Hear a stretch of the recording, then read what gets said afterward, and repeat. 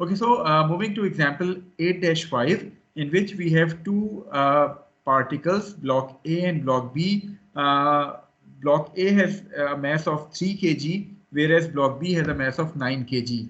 These two blocks are being connected together through weightless links AC and CB as shown to you in the figure.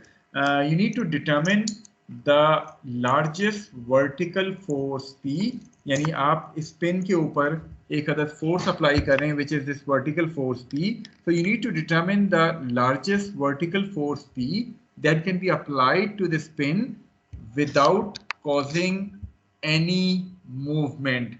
Now the coefficient of friction between these blocks and the contacting surfaces is given to us as 0.3. So ये दो blocks हैं हमारे पास, दोनों का mass given है, हम इसको particle लेके model करेंगे because जाहिर है इसकी dimension नहीं given, so हम इसको as a particle लेके model करेंगे. ये दोनों blocks connected हैं दो weightless links के साथ, pin C के साथ. आप वो vertical force pin P पे apply करते हैं, वो क्या magnitude होना चाहिए इस vertical force P का without causing any motion for either of these blocks.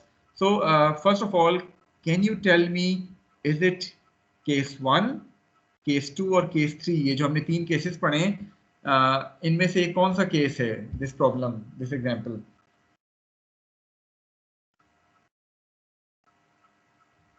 Two.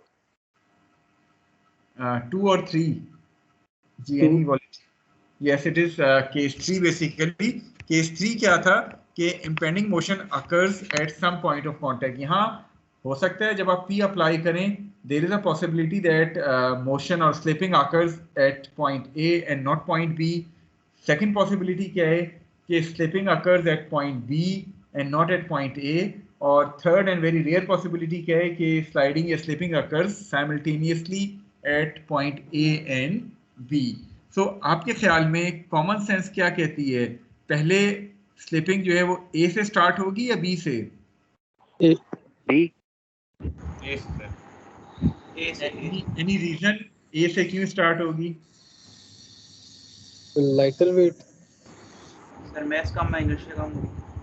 Mess कम है तो आपके पास मोमेंट आर्म भी उसका ज्यादा है, जिसकी वजह से देयर इज अ पॉसिबिलिटी कि आप A से स्लाइडिंग स्टार्ट होगी. लेकिन बहरहाल हम इसको चेक भी कर लेंगे once we move on to the solution. Okay, now let us first of all start drawing the free body diagram of the masses which are involved here. The first thing involved here is this pin C.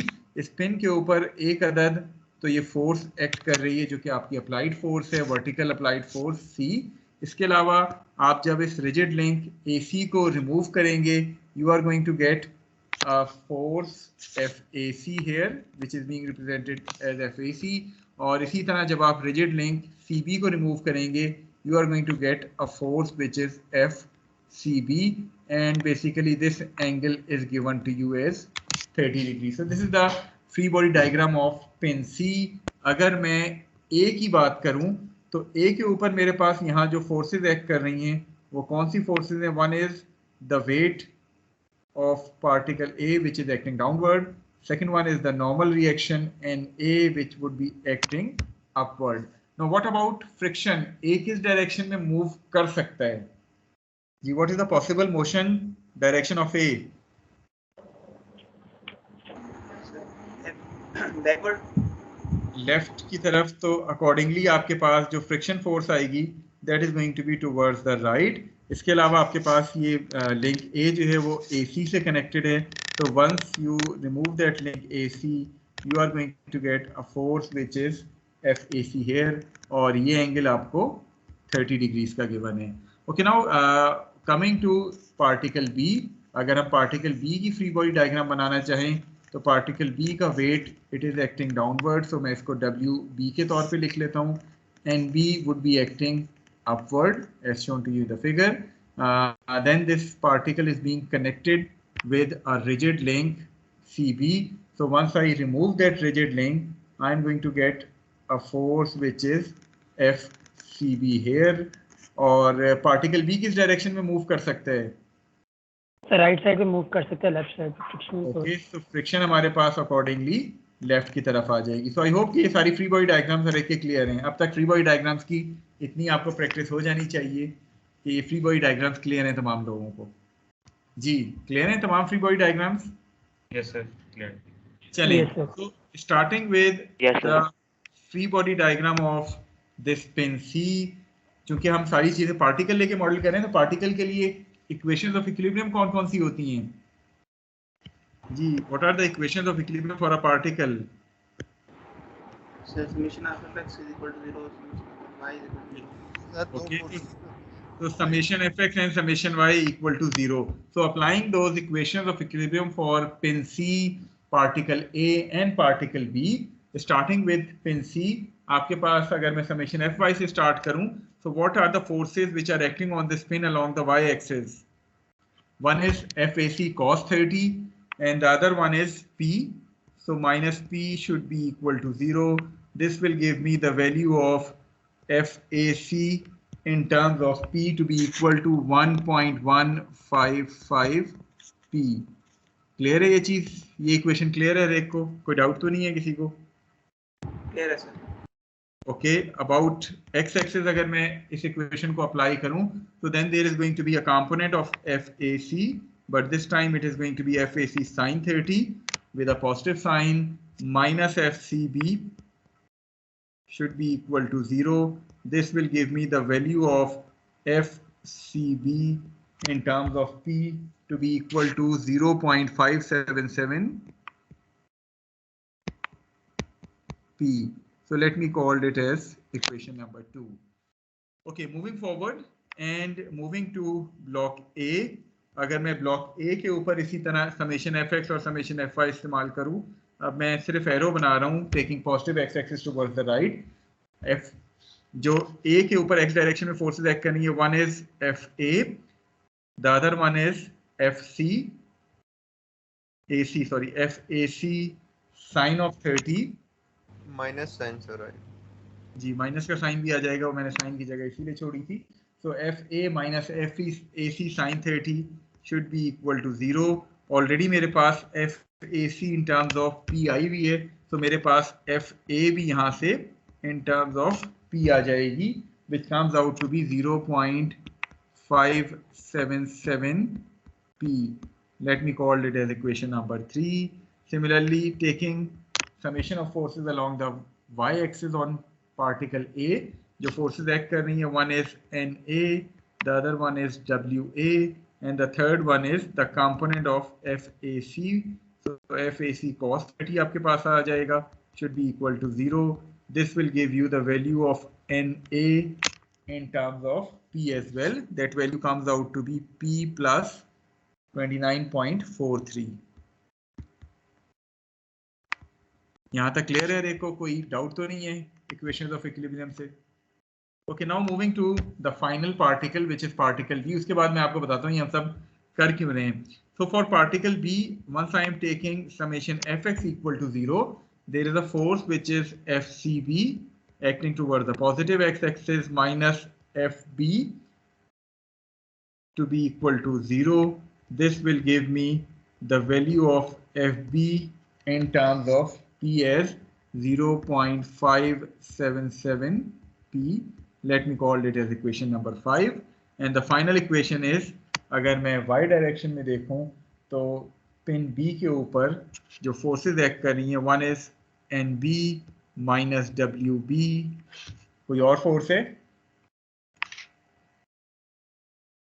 No sir. Okay, so this will give me the value of NB to be equal to WB, और वो मेरे पास आ जाएगी 88.29 Newton. अच्छा, अब ये मेरे पास 6 equations थी equilibrium की। अननोन्स कितने से अगर मैं इन इक्वेशंस को गौर से देखूं?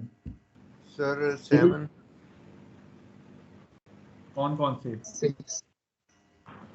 सर पी भी तो है ना सर एक फोर्स। बिल्कुल, पी भी अननोन है, FAC sir. अननोन है, FEC अननोन है, FA अननोन है, NA अननोन है और FB अननोन है। तो 6 equation 7 unknown. What about the frictional equations? Sir दो आएंगी लेकिन हम एक किसी एक को सर कंसीडर कर रहे हैं। जी, तो अब देखिए अननोन आपके पास 7 हैं, इक्वेशंस आपके पास 6 इक्विलिब्रियम है प्लस 2 फ्रिक्शनल इक्वेशंस हैं at point A and B, F equal to mu N वाली। सो अब इनमें से कौन सी फ्रिक्शन इक्वेशन को आप इक्विलिब्रियम के साथ मिला के इस्तेमाल करेंगे सिस्टम को सॉल्व करने के लिए? वो दो पॉसिबिलिटीज हैं, रादर 3 पॉसिबिलिटीज हैं। The first possibility is either slipping occurs at point A and not at point B, जो कि ज्यादा कॉमन सेंस है। वजह क्या है कि ए का मैथ जो है वो कम है एज कम्पेयर टू बी, बहुत कम है रादर 3 kg और 9 kg। तो जिसका मैथ कम होगा जाहिर सी बात है उसकी मोशन के चांसेस जो है वो ज़्यादा हो जाते हैं। फिर सेकंड पॉसिबिलिटी क्या है जो कि शायद कॉमन सेंस कहती है कि नहीं होगी, वो ये है कि बी में पहले स्लाइडिंग स्टार्ट हो और ए में बाद में स्टार्ट हो। और तीसरी पॉसिबिलिटी क्या है कि दोनों में साइमल्टेनियसली स्लाइडिंग जो है वो स्टार्ट होगी। So if we are going for the first assumption, that is sliding occurs at point A and not at point B, इस सूरत में आप फ्रिक्शन इक्वेशन ए पे कौन सी इस्तेमाल करेंगे? आप कह देंगे friction at A is going to be F A equal to mu S N A, और आप एफ बी की वैल्यू जो है वो इक्विलिब्रियम इक्वेशन से डिटरमिन करेंगे, ऐसे ही है? Yes sir. और उस एफ बी को फिर आप कंपेयर कर देंगे with that inequality, that is the F B which you have determined from the equilibrium equation should satisfy this inequality, that is fb is less than equal to mu s nb, ऐसे ही है? Yes sir. चलें, so assuming that, ये तो वो 6 equations हैं जो कि अभी हमने लिखी थी। so assuming that the block A slips first, then जिस तरह अभी हमने डिस्कस किया, we are going to apply the condition of impending motion on block A, which is fa equal to mu a and a, and then solving from that equation will give me the value of P to be equal to 31.83 Newton. आपके पास P की value आ गई जब आपने A के ऊपर sliding जो है वो कंसिडर की। Okay, now from equation number 5, ये जो हमने इक्वेशन नंबर 5 लिखी थी, इससे जब P की वैल्यू आ गई तो you can determine the value of FB। That value of FB from that equilibrium equation comes out to be 18.4 Newton. So यहाँ आपके पास FB जो equilibrium equation से आया वो 18.4 न्यूटन आ गया था। जिस तरह अभी बात हुई है, we need to compare this FB from the maximum static friction force available at point B, which is mu s and b के बराबर। So that mu s and b at point B comes out to be 26.5 newton. तो आपके पास 18.4 आया था। Is this less than और equal to 26.5? क्या ये इनइक्वालिटी सेटिस्फाई हो रही है? Yes sir. So since the inequality is satisfied, it means that our assumption is correct.